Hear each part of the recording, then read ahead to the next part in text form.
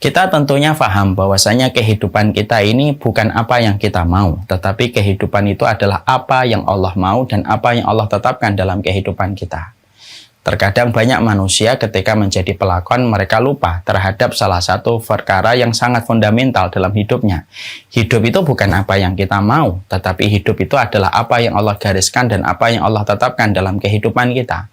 Karena sesungguhnya kita ini hanyalah makhluk dan Allah adalah Khalik yang mengatur kehidupan kita dan Allah yang mengiris setiap peristiwa dan episode dalam kehidupan kita.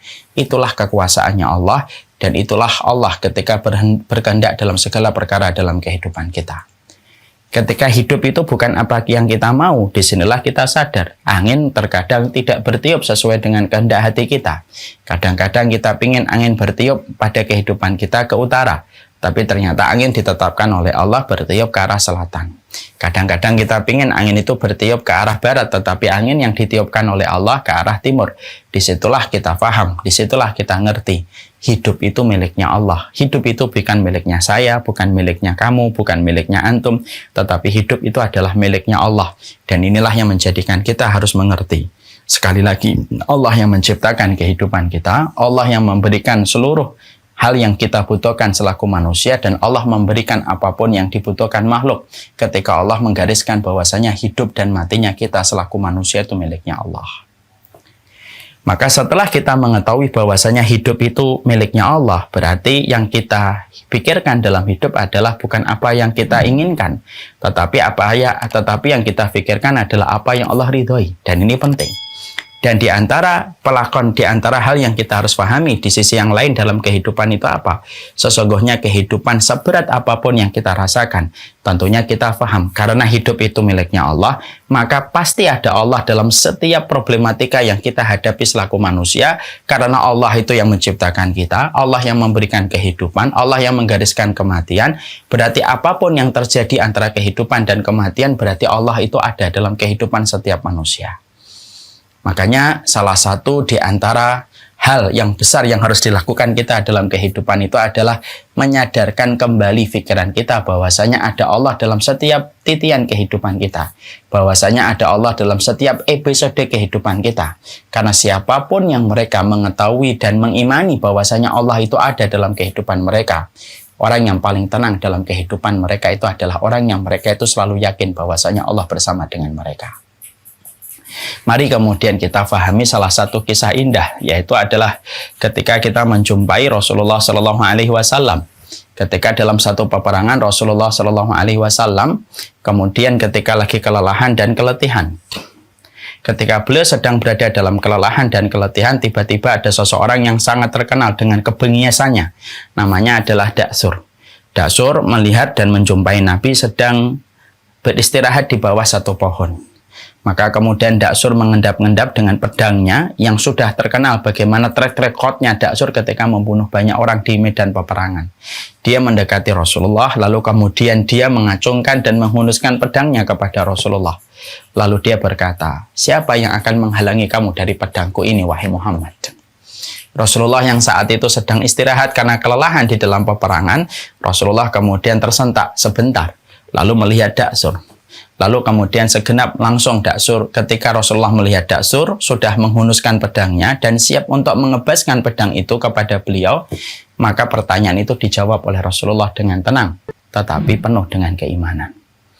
Yang akan melindungi aku adalah Allah Subhanahu wa Ta'ala.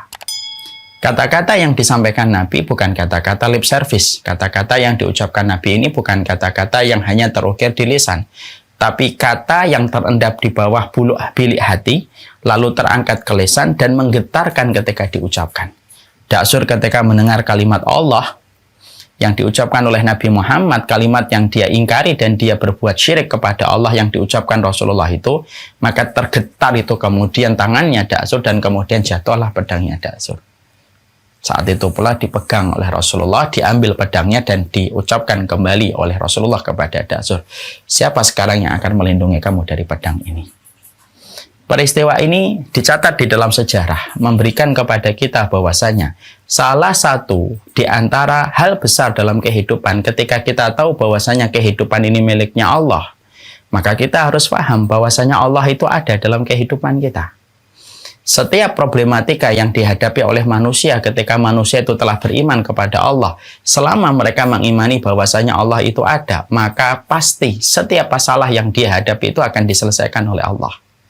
Bahkan ucapan seorang Nabi Muhammad ketika mengatakan kepada Daksur yang telah mengancamnya di hadapannya dan akan siap untuk mengayunkan pedangnya, dan dia terkenal dengan track record dengan kekejaman dan kebengisannya, ketika Nabi mengucapkan Allah yang datang dari bilik hati yang paling dalam, terangkat dengan jiwanya, tergores, kemudian terpancar dalam ucapannya, menjadikan Daksur itu kemudian akhirnya jatuh pedangnya, dan menjadikan akhirnya kita mendapati sebuah pelajaran besar ketika pada saat itu kita mendapatkan episode ini dari Rasulullah.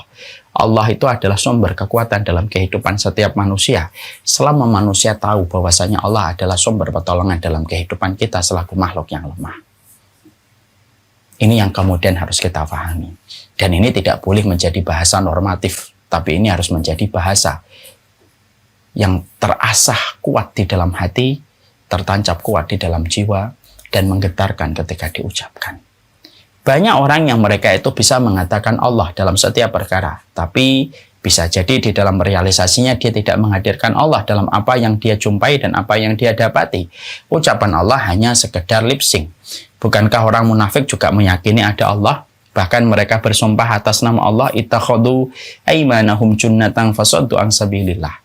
Mereka menjadikan sumpah itu tameng untuk menyesatkan orang dari jalan Allah, padahal mereka bersumpahnya atas nama Allah. Dan ini merupakan pembeda. Sesungguhnya Allah, ketika Allah itu hadir dalam kehidupan kita, bukan diucapkan hanya sekedar di lisan sepanjang lidah, tapi itu harus datang dari bilik hati yang paling dalam, sebagaimana itulah ucapan yang diucapkan oleh Nabi di hadapan Daksur. Dan peristiwa itu menjadikan Daksur masuk Islam ketika yakin bahwasanya yang dihadapi adalah seorang Nabi dan Rasul, hanya karena Rasulullah mengatakan kalimat satu kata, Allah. Tapi kalimat itu menjatuhkan pedangnya Daksur yang selama track recordnya pedang tidak pernah jatuh di tangannya Daksur. Dan akhirnya Daksur kemudian memeluk iman dan kemudian berislam.